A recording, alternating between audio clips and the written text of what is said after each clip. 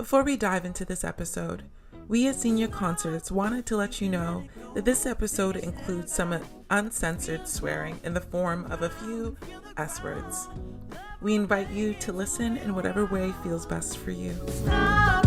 You can let it go, take a step back, let the feeling flow, look around. Hello, everyone. My name is Kalyce Carter. I use they, them pronouns, and I am the accessibility coordinator here at Xenia Concerts.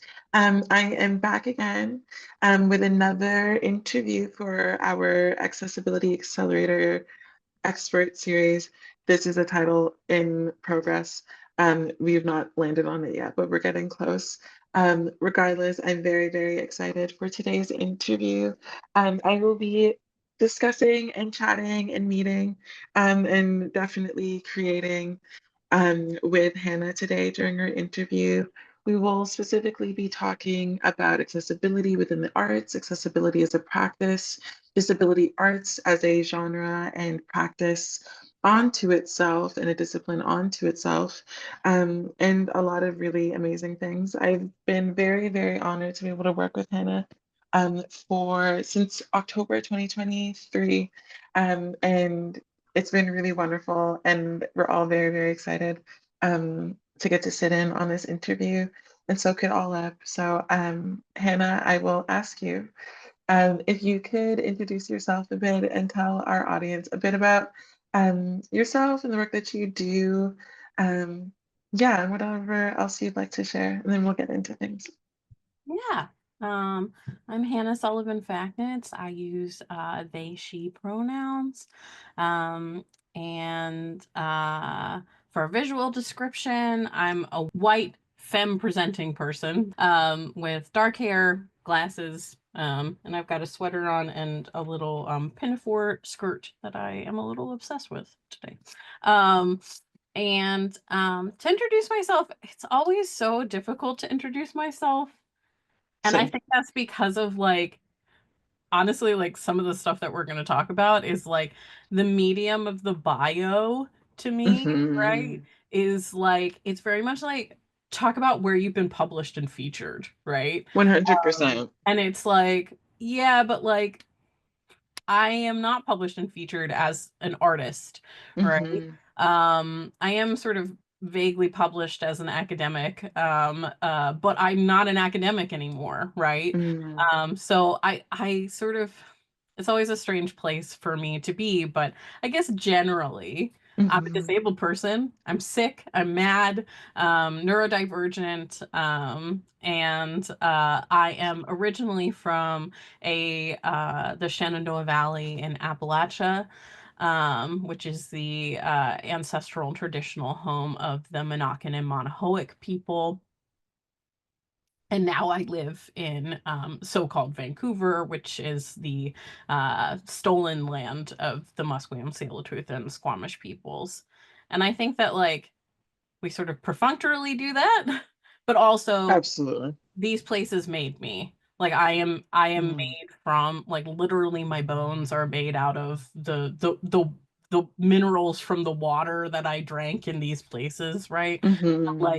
Yes, that is who I am because the land does claim you in a certain way. And also these places have fundamentally shaped how I approach what I do in my life, which is a lot of access mongering.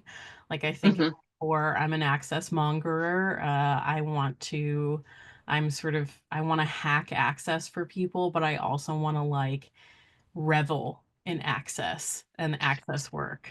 So, do you mind describing a bit more about what access mongering is? Because I think that's a term not a lot of folks may know about, but is really, really important. Yeah. I think people are familiar with the term mongerer from fishmongerer, right? It as someone who sells fish, or a cheesemongerer. And it denotes a certain kind of expertise, but the expertise is experiential, right? So to monger something is to be deeply rooted in the experiential knowledge of that Mhm. thing. And so with mongering, to be an access mongerer is someone who like peddles access, who not, I don't want to say sells access because we don't want to commodify this shit, right? Like we're That's not, another interview yeah, because I've been like, watching it yeah. happening and it's scary. So, Absolutely. yeah. And it's like we don't want to sell access, but Mhm.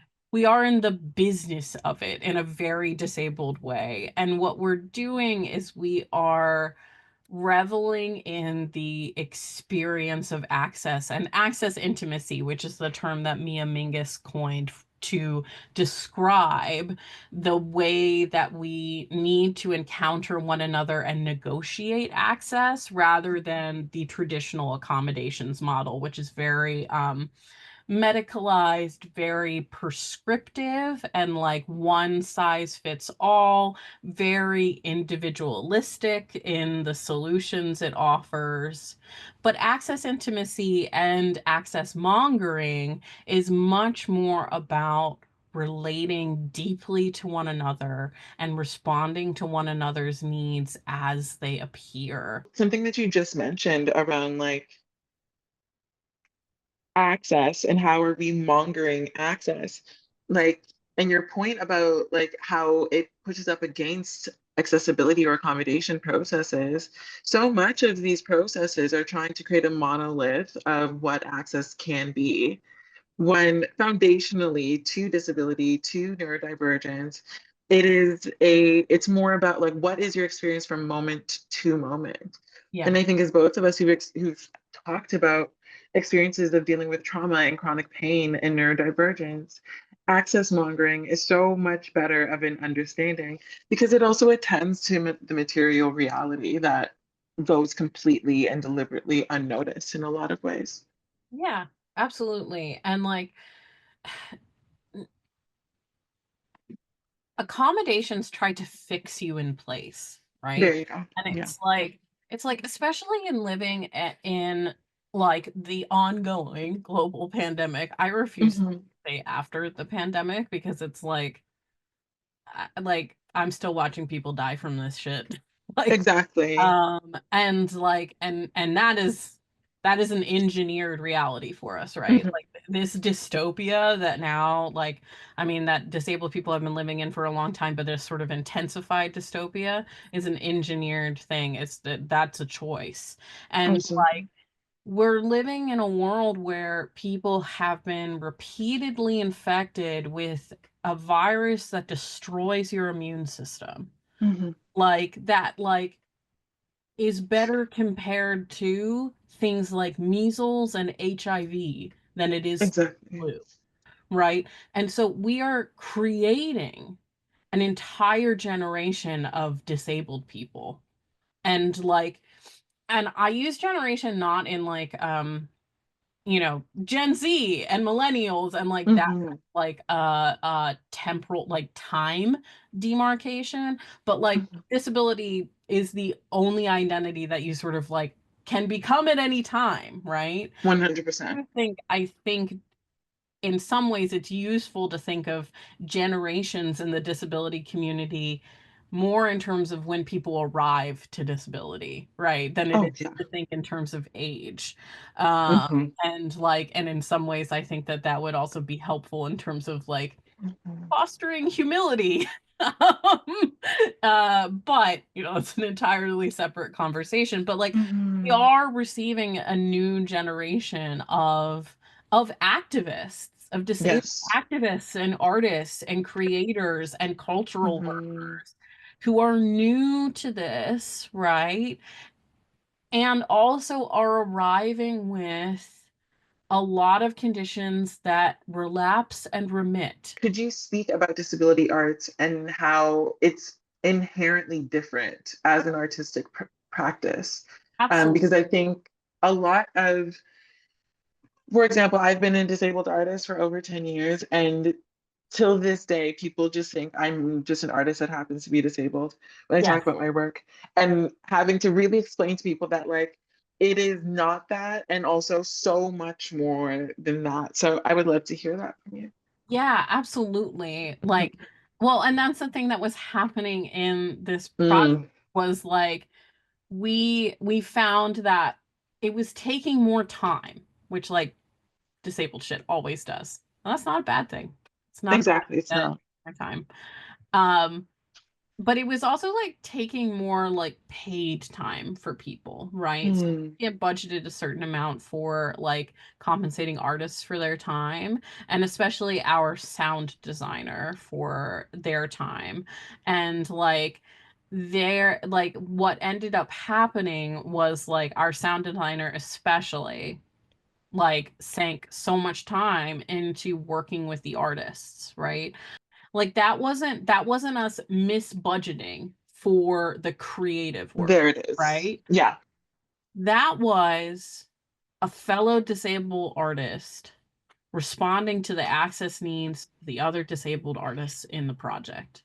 So instead of like going and trying to find a way in our budget to like compensate for this discrepancy, and like all the artists were putting in extra work, like yeah, I was the access coordinator, sure, but like everybody on this project was doing access work for one another, and not just in the sense of like, like being accommodating, not just in the like, you know I really value this in disabled like meetings with disabled people, of like people will Hmm. like state their access needs at the beginning and stuff like that, and I love that, right? Like that is Hmm. access work. But like I think a lot of non-disabled people can watch that happen and see it as very perfunctory, and Mm, the same way that like in some ways I watch it has.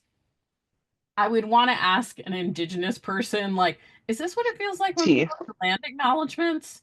Yeah, Like when a absolutely. non-disabled person is like, do we have any access needs? It's like at the beginning of a meeting, it's like, is that what a land is that kind of what, because like it's good and like you should do it, but also Hmm. like, are you actually doing it? Hmm. And so in this project I was working on, we from the beginning, Veronique and I said like, it doesn't matter if we don't have a finished product. The finished product There is it is. the point of this. Like we like it'd be great because like this is such cool stuff, and like we really want to show off our artists, but like we kept saying to Hmm. artists like, we're fine with the sketch. We're fine with your notes. Like that like Yeah. we want to show the process of disabled creation. Like we are not invested in polish and Hmm. finished, because there's no such thing as finished in what we do. Like there Exactly. can't be. Because to call access finished is like Is fundamentally false. It goes exactly. back to earlier in our conversation. Like Hmm. you can't check this box. It's not a box you can check. Hmm. People want so desperately to check it. The same way they want to check the racism box, like we solved it, 100%. like we 100%. decolonized, and like Exactly. reconciliation is just, 137, I believe, Hmm. check boxes that we need to Double check, check. and it's like, Exactly. no, no, no, no, No. reconciliation, because we made the decision to colonialism, we're going to be doing that forever, folks. Forever. And Yeah. it's I what you've also mentioned about like it's not about the finished product, it's about the process. I know for me as a disabled artist, and I think a lot of disabled artists, that phrase is just like hearing it from other disabled artists, it's like foundationally, okay, I totally understand that. But Yeah. that is such a stark difference and profound, I think, for a lot of our artistic practices, because for so many of us as disabled artists, the standards of success are inherently inaccessible under this very specific model that we've been forced to sort of compete under, right? And the ways in which we've been forced to like you mentioned at the beginning, like how redefining our success for a lot of disabled artists our success is going to be like more be it's going to we'll be able to better encapsulate it with regards to our connection to other artists, our connection to our community, our connection to the land. Whereas, like, you and I both know that for the most part, when we're thinking, when most people ask us about our successes, it's about like, what have you published? What have other people Yeah. seen? And Yeah. how many people can say that you did a good job based off of this Yeah. very problematic standard?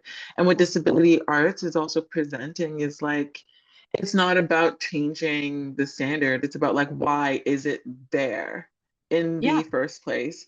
Yeah. And what is it being informed by? So like, I guess, and also I'm really happy about this because I feel like this conversation has been really for and by disabled artists. And as much as for folks who may be artists who are not yet disabled in any way, of course they can get a lot from this. But I do think that there is something so affirming about what you've said about like it's not about the finished product, it's about the process.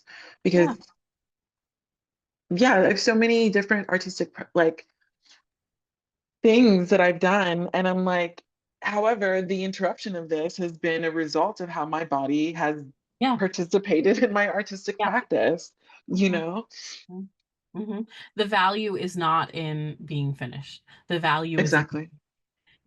and like, it's that super quaint quote we've heard over and over again. It's the Mm, journey, not the destination, or whatever. But like, hmm it's true, because like, going back to when you asked me to like, download my bio, like give you hmm my biography. It's like, I want to call myself a disabled writer and cultural worker. Like, mm, that's what I aspire to be, yeah.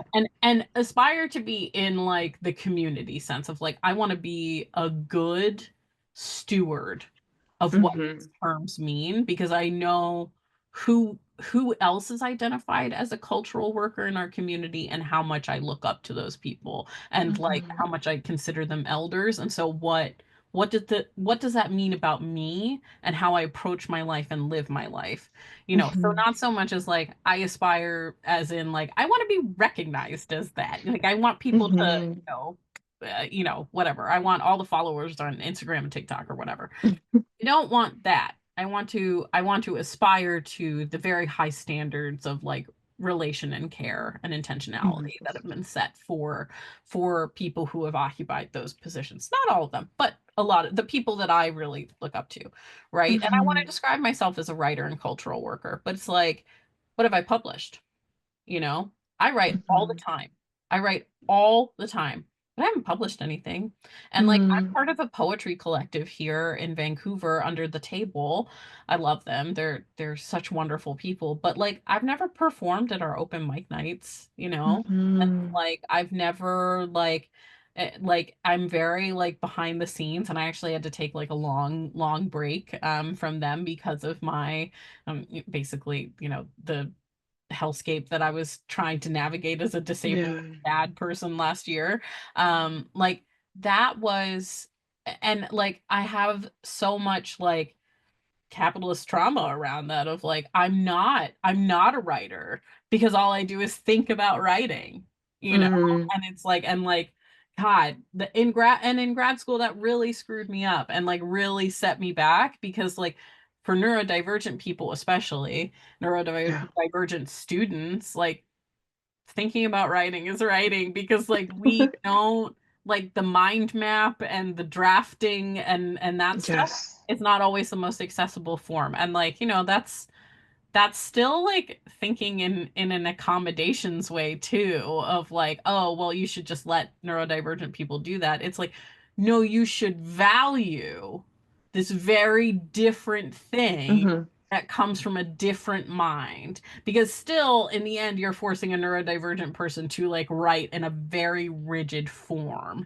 but there's still not an understanding of what actual disabled arts means, because disabled arts is so rooted in process and not finished, hmm rooted in the mess, Exactly. rooted in not having all the answers, hmm in ruminating, in reveling in being still and stationary in a point where we can wonder and dream and not try to check off every box. Like, Exactly. because like that is the greatest gift you can give to a disabled person, is like, if they are struggling to finish something, being like, it's okay if it's not finished. Like, to say, like, it doesn't matter if it's not finished. It's still valuable if it's not finished. Hmm. Like, how many things have I struggled to finish in my life? Everything. Like, Absolutely. I have struggled to finish everything. I almost flunked out of high school. It took me 9 years to get my bachelor's degree. It took me 4 years to get a really, like, what's supposed to be a 1.5 year master's. Mm, Like, it takes me so long because it is so hard to finish. exactly. And everything I've done has only been celebrated when it is finished. And it's like, but what about, I love the drafts of my poems. I They're love, better than like the yes. the finished product for me at least How half the time. how beautiful is marginalia? Like, Like sincerely. I I cried when my dad, I'm named after Hannah Arendt, the philosopher and great Jewish Hmm. thinker. Hmm. Not unproblematic in some ways, but we she is a tremendously interesting human being. Um, I'm named after her, and my dad gave me the complete Hannah Arendt book, Mm, but it was his, and it's filled with his marginalia. And like, I cherish that because it is my father's in process thoughts. It's not the mhm, he was an English professor. mhm, It's not his completed lectures that, or his, academic papers that he mhm. about Hannah Arendt. It's his in process thinking, and like a window into our deeper selves. And Yeah. like, that is the revelation. Like, that is where the revelation happens in disabled arts, like, Mhm. yeah, I've stood in front of Michelangelo's The David, like, and had that out of body, like, oh, which feels so cliche. I know, like, the David is like, everyone's seen it, but like, genuinely, like, when I In stood real life. with him and looked up at him, and I was like, oh, I am understanding this spiritual experience of standing in the presence of a masterpiece, right? Mhm. But the only other place I have ever felt that is when I do art with disabled people. Yeah, And it's not the finished stuff that comes out. It's the it ways is. in which I am related to and nurtured Mhm. and cared for, and am given permission to nurture and care for others. Mhm. Because it is not how I have been taught by the non-disabled, like, world I grew up in. At all. And Yeah. to be honest, like even in you sharing this, I keep thinking about like wanting to get back into practicing my art in company with other people. Yeah. And then immediately I'm like, no, I don't want to do that. And then I have to remind myself that those people that I was previously creating art with, none of them were disabled yet. Yeah. And when I do think back to like when were my most nourishing moments of creation, where I also was allowed to like, I felt safe enough and protected more than that to participate in a process of artistic creation. And that's when I like was supporting on Aidson's Invalid show back in Toronto in like 2012. Yeah. And that's like not lost on me, right? And it's also to your point about the process, like that's absolutely it. I'll say for myself, I think for a lot of disabled folks, I know for myself at least, like so much of what I've created, the notes and the voice recordings that I did, the like laptop recordings that I did, those are the things that I cherish the most. Whereas a final product, I'm like, listen, I did this because I was meant to do it and I had a deadline and I dragged myself there. It was a terrible experience getting to that finish line. The finish line is by far the worst part, and I don't feel successful. I just feel relieved that it's done. What is a success is everything that came before it. Yeah. Yep. Yep. I mean, for me, like, the work that I've done with you over the past couple years, that's been art. Mhm. That's been fucking art. Absolutely. Same. Like, like, inhabiting a space with you. Mhm. has been so revelatory for me, and like has felt like the process of creation in that way that feels like a spiritual transcendence of Absolutely. then of like, oh, this is imagining a better world. This is imagining a world in which you and I survive. There it is. And because that's what disabled people are trying to do. Like Hmm. that's what it comes down to is like we're still trying to survive eugenics every fucking day. Something that I'm also thinking about is that like disability arts is, for me at least, feels like a reclaiming of like what art is actually meant to function as in our society. Like for me, it was like seeing Dibby Young perform in this like local TV show that was shot like 5 minutes from where I lived, that I was like, oh, I'm witnessing myself in a way that I did not think was possible. And because of that, I can now entertain the possibility of existing Yeah. functionally in a different way. So there's that. But then, like, for me at least, I'm also thinking about the fact that within disability arts, like what you just shared, the my moments of experiencing art and having that like very pivotal, deep, impactful moment have been in the presence of like disabled artists talking about their process, but also in that it's given me permission to exist in a way that I thought I didn't could never have access to.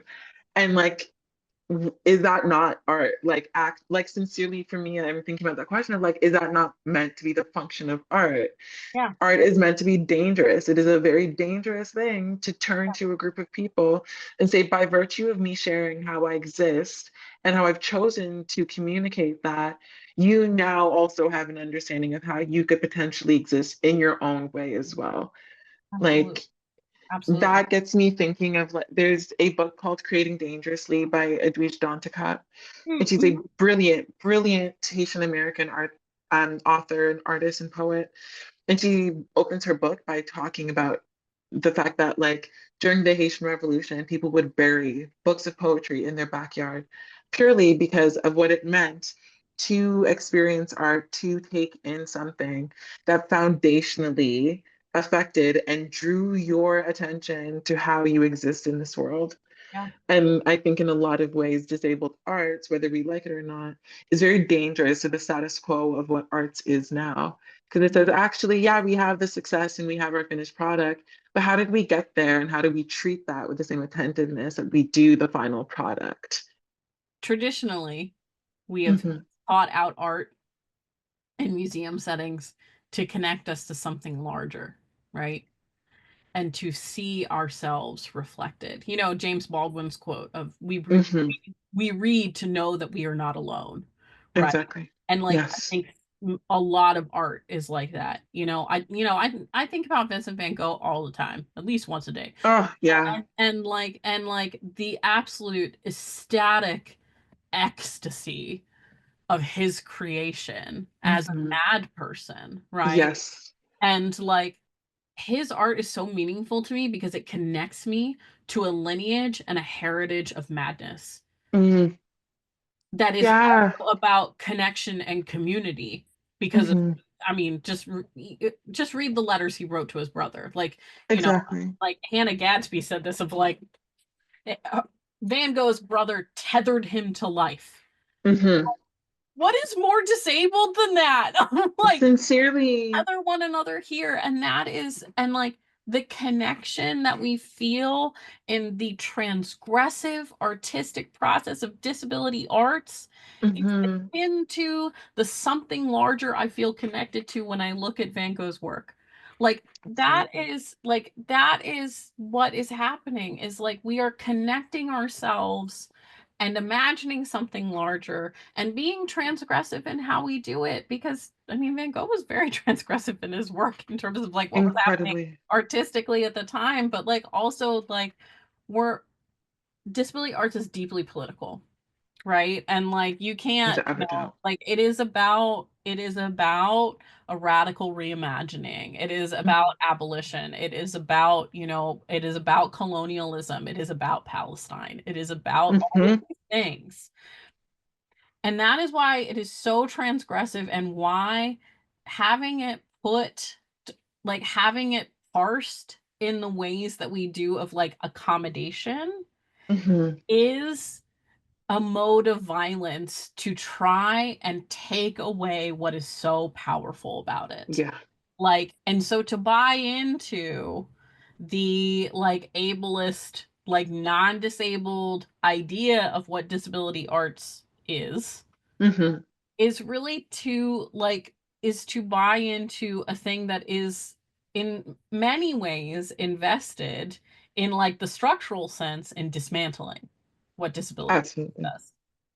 And so recognizing access as the art is so Mhm. transgressive because it refuses to adhere to that that way of conceptualizing Mhm. this genre, right? Absolutely. And we don't buy into that. If we buy into that, then we contribute to this slow process of dismantling. And Mhm. like, yeah, I want to make it legible so we can apply for grants and get money, but I don't want to make it legible so that we can comply. Like, this is not about Exactly. compliance. Mhm. This is about hacking the system. Like, Mhm. of like Exactly. getting what we need to do what we need to do, Do. Um, Mhm. yeah, that's yeah, I think that yeah, and that's probably like a really wonderful place to leave it, of like, this is not Yeah. about, last time we spoke, you used the phrase allegiance to able-bodiedness. Yeah. And so many of us struggle with that Mhm. sort of compulsory able-bodiedness that we continue to like aspire to accidentally. Um, Yes. but disability arts is about non-compliance. And what is more non-compliant than not finishing stuff? That's a wonderful way to end this. I think Yeah, that's absolutely it, to be like, and also I love that about disability arts. I love it, how defiant it inherently is to yeah, the system, because like, and I also just like, I just respect that shit. You know what I mean? I'm yeah, just like, not yeah. only are you like, actually, this doesn't work for me, but I'm not even gonna finish it because that's what Hmm. y'all want, right? That's Yeah, cute. I yeah, actually don't need to finish it. The art is already exactly. here. Yeah, It's yeah, been happening since the very beginning. I exactly. love that. Yeah. Just because Thank you you. can't see it doesn't mean it's not real. So, There you go. And is that not like the tagline for so much of disability? yeah. Yeah, it's like, just Right? because you're like, you don't have your glasses on, like that doesn't, Exactly. like, it's just like, put your glasses on, please. Like, you'll be able to read the 100%. road signs. Like, it's not hard. Exactly.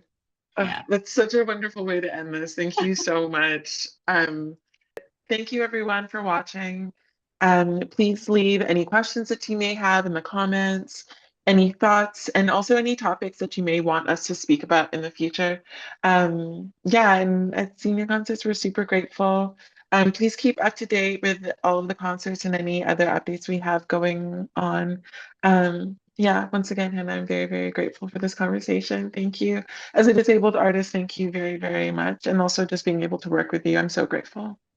Yeah. I love you so much, please. I So love good. you so much. It's so good to see you. All right. Um, I'll talk to you soon. I'll talk to you soon. Take care. Bye. Bye. Stop, you can let it go. Take a step back, let the feeling flow. Look around, feel the ground. Love will make its way around. You may not. A really special thank you to Jennery for our beautiful intro and outro song entitled Stop, You Can Let It Go. We're so grateful that we get to share her work with you. We'd also like to thank our funders for the Accessibility Accelerator, the Canada Council for the Arts, the Toronto Arts Council, and the Israeli Foundation for their generous support.